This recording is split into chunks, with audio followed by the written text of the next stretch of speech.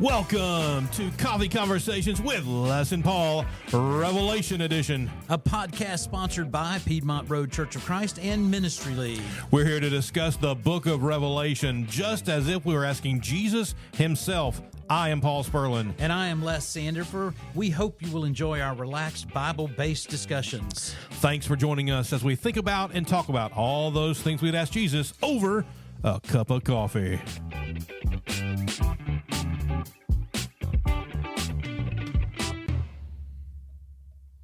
It needs a little air after it, doesn't it? It does. We do this It does every its time. thing. It's like a big drum hit. Yeah. And it's almost like the drum hit on like rain. When you hit it and it resonates and you see the water bouncing. You just let it ring. It's like, I was watching a video about a guy that plays bass, and I play bass, and he's playing it, and I'm watching him thinking, you're ridiculous, because he is really good. Yeah. But then he was talking about sitting on stage in this spot between the bass drum and the bass thing over here, and that's what you said made me think about that. You know, just that moment where you hear it and you hear that bass drum ring, you got to just let it go. Oh yeah, you just let it do its thing. Yeah, so it's pretty cool. So and then we jump back over here and we start talking. That's right. The next thing you know, we're talking about stuff. We are talking about stuff. This is very focused stuff. It is.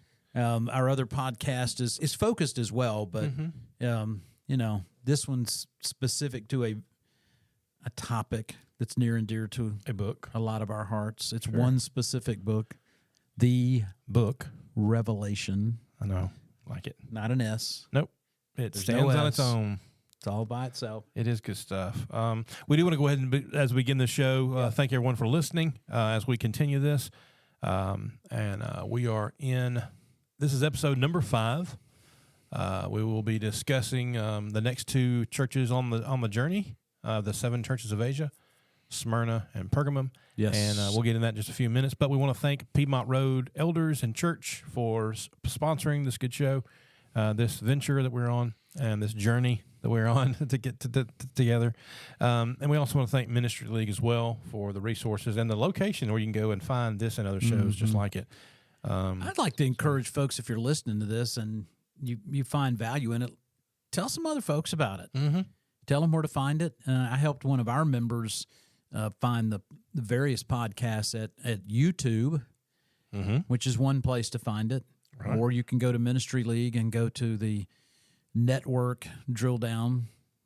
Whatever you call it, you know, when you click on Drop down box. the network click. All right. And that's where the podcasts sit at the Ministry League, on the Ministry League app. Right. I believe you can also get to them from our website, lifeinchrist.com. I think Is that so. correct? Yeah.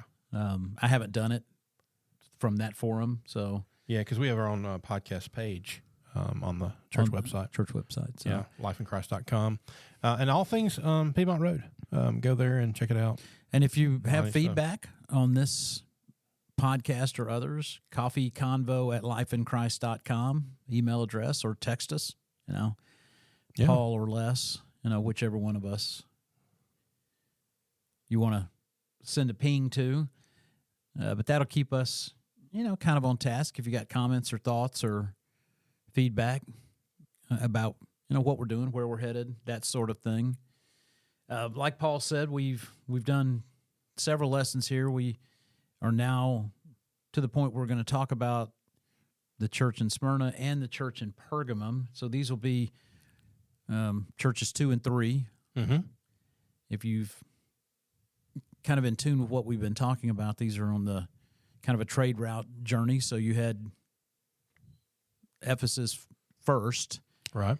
And then they would move up the coast to Smyrna and a little farther up to get to Pergamum, but not coastal. Yeah, look up a little more inland. Look up the map there. As you said, it is right there on the beach, off the water. You got a line here and then a line there, and it brings all 7 together. Just look at it. We did that for our folks here at Piedmont Road a few Wednesdays ago, to kind of give them a visual of where we're talking about, and some are hundreds of miles apart. So yeah, and it's interesting when you look at the visual of the churches in the circle as we put it up on the screen. One of the things that particular map showed, and I thought was interesting, if we can try to get a visual around this, this is what's now modern day Turkey. So it's Asia Minor, but there were a lot of other churches that we know the names of that are in that general area. Yeah. They're not one of the 7 listed here, but they are there. Colossae being among them. So there's some other churches in the area. Atala. Just kidding. I don't. It looks like Atala. I've got it. Yeah, at some point I got to figure out why that seems so familiar to me from a Bible perspective. But anyway, part of the concept being that those 7 churches were the key churches as listed in Revelation, but would lend itself to how easily it would have been dispersed to other areas other churches in the area, Phrygia or Pamphylia, those regions. Yeah. Where some of those are Iconium, Derbe, Lystra. I'm just thinking of some of those that Paul referenced on his missionary journeys. Right. Colossae. So anyway, just interesting. They're all kind of in the same area with these 7 churches. For sure. Kind of cool. Yeah. So we're about to jump in and do some reading, but before we do, keep in mind we're talking about Pergamum. I think that's what we're starting at. Smyrna. Smyrna? Yeah. I'm jumping ahead, aren't I? We're starting with Smyrna, and then we'll be at Pergamum, which is also known as Pergamus. Yes. And so we'll get into that in just the compromising church. But we'll start here with verse 8, if you'll follow along with us in chapter 2 of Revelation. And the angel of the Lord, the angel of the church, actually, in Smyrna, write, "These things says the first and the last." Man, I love how he uses that so many times. Oh, yeah. He revisits to make sure you understand. Mm-hmm. Who was dead and came to life. I know your works. He enters. I love how he enters this every time because this is Jesus. And this is what I told you before. I may say something I'll read, but this is Jesus saying, "I know you are. This is where we are." And so that's the way it is for every church. He knows I know who they you are. Exactly. Yep. Tribulation and poverty, but you are rich. Yep. And you're going to make a good point about that in a little while. Yep. And I know the blasphemy of those who say they are Jews and are not. Sounds like a similar problem in Ephesus if you think about it. Yep. But are a synagogue of Satan. Do not fear any of these things which you are about to suffer. In which you are about to suffer. Indeed, the devil is about to throw some of you into prison, and you may be tested, and you will have tribulation in 10 days. Be faithful until death, and I will give you that crown of life. That verse, that passage, especially that last phrase, last sentence, preachers, teachers, everybody uses so very often, but they should, because that's so important. We'll get back to that in a minute. He who has an ear, let him hear, as the Spirit says to the churches. He who overcomes shall not be hurt by the second death. That is the church of Smyrna. Yeah. Pretty so powerful much there. stuff. Yeah, so much there to unpack. Well, and the church at Smyrna, like the church of Philadelphia, the only 2 of the 7 that didn't have any condemnation. Right. They had commendations, but not condemnations. I have to stop and think about those words to that's cool. Yeah. say them correctly. Yeah, and there's a lot to be covered in here. One of the most interesting pieces of this to me is when we talk about be faithful unto death, and I will give you the crown of life. That phrasing of be faithful unto death really has a literal meaning, be faithful even if the result is your death. Right. So it to me, it bears just a slightly different feel when you think about you may be put in a situation where the result of your faithfulness is that you die for it. That's not something we feel a lot in our lives, is it? No. I mean, we just don't have that experience. Right. When we're talking about, I mean, we look at this church, and this church is in a place where the Roman Empire is weighing heavily down on them. Well, tribulation is the mainstay. That's right. there. And for us, it is as well. But the devil is a lot more subtle with us today than what occurred in the first century. Especially for or it seems where these people were living. Exactly. Now, I think about our brethren over in India. It may be they may feel more like. So this, sorry, my man immediately jumped off to something that you and I have talked about before, and that is this concept that we relate to these experiences kind of on a personal level. That's what we do. And these 7 churches represent the church kind of as a whole. it doesn't. We can't think of these as one-off situations for each of them. We have to look at them as the whole. Right. So if you look at this particular church and you think about what some of our brethren in India may be facing, this may speak to them more than it does to us. Mm-hmm. It's kind of where I was going with that thought. Yeah, that makes sense. Their tribulation may mirror this tribulation. That's true. Which is exactly the point of why we have 7 churches, because our situation, we're going to get into the idea that Laodicea is the church that was rich but poor, because they were rich in this life but poor in spiritual, right? For sure. Maybe we're going to find that sometimes in our lives we're Laodicea, and not the other side of this, that's right? True. Yeah, unfortunately. So anyway, jumping ahead to you're good. We don't want to get all the way to Laodicea at this point in our lives. Yet. Not yet, but anyway, you're right. Their stuff here is about tribulation. I mean, he literally says that. And he goes on to talk about their poverty. Mm-hmm. You know, the backstory with that particular word is that it means destitute. Mm-hmm. Right? Again, something, Paul, I'm not sure you and I have a true relationship to like they did back then, being destitute. Right. No. Thank goodness. We probably have some poverty. I mean.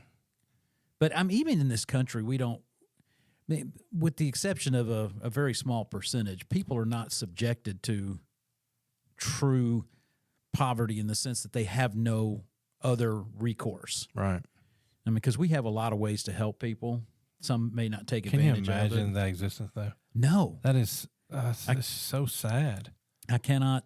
And I just thank God for the blessings of our life, our lives, to so that we don't, to give us the talents to be able to give back to Him and live for Him and to be blessed. And in a country that really allows us, right, so that far. Opportunity. Again, we look at other parts of the world. Yeah. They may not have that. They don't have that same opportunity. Yeah, that's true. But these folks were subjected to a government that would take their stuff. Mm-hmm. Mm-hmm. I had the legal right to do it. I mean, right. That was just the way the world worked for the Roman Empire. Mm-hmm. And they loved Rome. They were loyal to it. Yeah, that's one of the tricky parts about the area in Smyrna. area in which they lived. And I think we trying to remember if we talked about this with Ephesus, same, but it's more acute here because apparently there was a Jewish population in the Smyrna area that really sucked up to the Roman Empire, if you will. Oh yeah, I'm with you on that one. And that's really what they were trying to do. And what's the easiest way to do that? You throw the Christians under the bus, because they're the target, right? For sure. Let's deal with them. So. Yeah. So as we move through some of this, it's some of the phrasing just kills me because it talks about the Jews that aren't really Jews, right? And he calls them a synagogue of Satan. That's kind of a sad commentary, isn't it? Yeah. That's like it sounds like a cesspool of sin. And you go back to Ephesians. That happened with the disciples too. It's People, true. disciples, apostles, pretending, if I could say it, say words, pretending to be something they're not. And this same church, Smyrna, is still dealing with the same situation. Well, the good thing with Smyrna is that they're not dealing with it internally. Right. They're dealing with an exposure to it from outside. That's true. That's true. You and I were talking before we started recording this one about the concept of being rich. And I think it is kind of cool. And I posed the question in class when we talked about it, about what does it mean to be rich? Really, to be rich. Well, obviously, and you said it, it's a spiritual thing, not a physical thing. Right. These folks didn't live with physical riches and blessings. They were destitute. Right. They were in poverty. They were in trouble. But then we look at some of the ways in which they're rich. I mean, what comes to mind for you when you talk about being spiritually rich? Well, they were poor in possessions, but rich in God. Right. What's your question again? You said, I'm just. What does it mean to be spiritually rich? Yeah, from your perspective, what does that mean to you? I think it means we got people that love us. Okay. We got people that support and love God and resonate that feeling. What I think about when I have it down here is when you think about poor possessions, but rich in God, I go to Luke 16, verse 11. Okay. Luke 16:11 here basically says, "Therefore, if you have not been faithful in the unrighteous mammoth, or unrighteous mammon, basically stuff, who will commit to your trust and the true riches?" As a question. Okay. So I think it comes back to what's man is possessions. You know, that's the local things, the earthly things. And what are the true riches? But the true riches are what's going to happen to thereafter. It's the other side. That's like my ought thing from the last show. Yeah. The thereafter. I have aught against you. Yeah, we don't there. I have this against you. But it's that phraseology that what's going to happen later, that's the riches we're talking about. That's the possessions of eternal things is the riches we're talking about. But living towards that. Yeah, when we look at spiritual riches and we think about we have Jesus on our side as our mediator. We go to God the Father in prayer and Jesus as our mediator. We have God the Father. Right. You hit on it. We have the family of God as a support system. Part of what comes to mind for me is just the simple fact that we aren't tortured by the things of this world, or shouldn't be as tortured by the things of this world. Like when you get involved in sinful behavior and the negative consequences and the negative effects that come with that, or the constant mental duress that comes with it. Right. When we're Christians, we have that relationship with Jesus. Sure. That relationship with God. It gives us peace. It's open, it's honest, it's true. Yeah. Yeah. And of course, peace not being absence of physical or absence of conflict in a general sense, but it's a relationship that we have with God. For sure. Yeah. So very, very interesting discussion with the church at Smyrna about the various things. One of the things I like about church at Smyrna,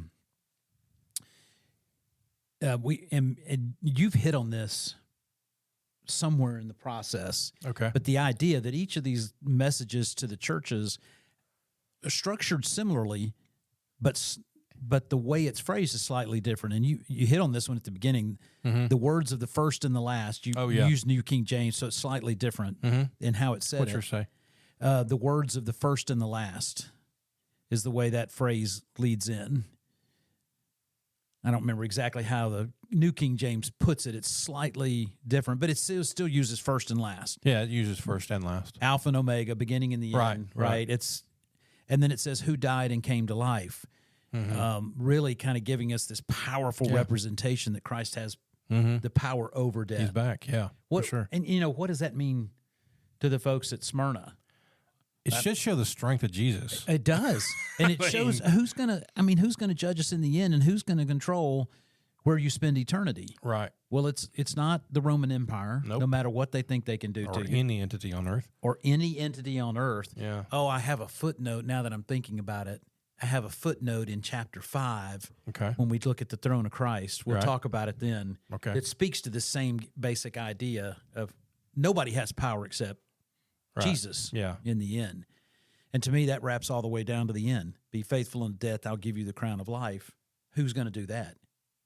Jesus. Jesus, for sure. Jesus is the one that's going to do that. Yeah. So, and I told the folks in class, we'll talk about crown of life when we get to we get over to chapter 4, throne room of God, because we see all the creatures, everybody's throwing their crowns at the throne. But on that, he does say, "Be faithful to death, and I'll give you the crown of life." He's preparing them for what's about to happen. Yep. Because next he says, their testing would last 10 days, but then it's going to come to an end. Yep. It's like there's a time that the devil is going to do his thing, but trust me, he's not a forever entity. That's right. He's like, He doesn't control it all. No, he doesn't. He's got to ask. We've said this before. He has to, just like in the Job situation, he's got to ask for permission to scratch. Yep. So sorry. I'm your guy. that's where we're at. That's a great way to put it. So I think that's neat. It sounds threatening, but it's like, but just know this is temporary. Yeah, and I had a note here. I mentioned to you that I don't think this even came up in class, but there is value in suffering. So none of us want to go through it. Right. But in life, if we allow it to be what it should be, it only makes us stronger. We have a member here that struggles with some physical issues, and I was talking to him about some of those things. And he lived most of his life without a relationship to Jesus, a true relationship to Jesus. So he's relatively new to this whole process. But he said to me, these things I deal with physically make me closer to Jesus. Just a constant reminder that my relationship with him is not about the physical in this world. I thought, man, that is powerful. Yeah, it is. Because most of us don't see this process of living and the suffering that we might go through through whatever it is, through physical ailments. Right. Because we don't see the testing that they're talking about here. We just don't get thrown in jail for being a Christian. Right. But it's it's an interesting concept that it was powerful when he said it. Some do. Some do. Not in this country, but some do. Oh yeah. Sure, yeah. Yeah. Fair statement. Not contradicting you, just making it straight for everybody to understand is, we got it really good right here. That's right. And there are some that don't. We mentioned India earlier. Right. There are some in this world that do deal with it. So yeah, Church of Smyrna, a lot of positive there. Yeah. They're going to have their struggles, stuff they're going to deal with. Now Pergamum. Yeah. You ready to move to Pergamum? Are we jumping to Pergamum? If you want to. Because let's see. Make sure we cover what we need to cover with Smyrna. Smyrna, just a little history here. Just throw this in here. Okay. Sorry. My wife was texting me about supper. Okay. Y'all didn't know about that. Y'all didn't even know about that. So Spaghetti? first city on site. No, actually hamburgers. Okay. First city on site was destroyed in 600 BC and it was rebuilt by the successor of Alexander the Great. Oh. Yeah. Just had no clue. I had to take this class in school, and so I just kept some of the stuff. It doesn't do any good spiritually, but here it is. The image of Phoenix, legendary bird that rises from the ashes from destruction, and it is applied to Smyrna. Not only the I didn't know that. instance of the church reflecting the history of the city, which is all set for one theme dominates the short letter, that of suffering persecution. So it kind of, I don't know, it's kind of neat. If you look at the history part, that kind of goes with it. Yeah. Kind of neat stuff. Well, and I do think probably as much as almost any subject matter we study, the history of some of these cities, for sure, and maybe even where they where they are today, kind of play into it, and does make the topic more interesting, right? And more, I guess, interesting. Maybe not the best word, but it does enrich it. Mm-hmm. It's a richer and fuller kind of study of it all. For sure. Just a reminder, and we have to say it over and over again, what you're going to take away from Revelation should not be understanding what all the signs and symbols actually mean, because we're not going to understand all of that. The takeaway is this was written to a first century audience. It had meaning to them, but the ultimate goal was to remind them to be faithful no matter what they faced in this life, because that faithfulness will guarantee them a home in heaven. Right. And then to give us some examples through these churches of people that may have been struggling with some things. Right. And the admonition given to them to get it right. Exactly. Correct it. Mm-hmm. Smyrna wasn't one of those that had things that needed to be corrected. They were just really getting that pep talk, pep talk, because in the end they were doing the right thing. They were right in the sweet spot. They were right in the sweet spot. The Lord was saying, this is here, this is going to happen, it's going to occur, you'll be okay. Yeah. I like it. And even and maybe the most critical point, even if it means they kill you, you'll be okay. You still have that crown. You still have the crown. And that Revelation 2:10 resonates. It does. Love it. It's amazing. I use it a lot. Be faithful unto death, and I will give you the crown of life. It's the majority of an invitation of anybody. If you offer it, you need to know it's there. And it is ultimately what we're all working towards. That's true. Right? That's true. That crown of life. Yep. Remind ourselves we may face some torturous times in any number of ways. Might be physical. That's true. Could be emotional. It could be anything. Absolutely. Avoid it.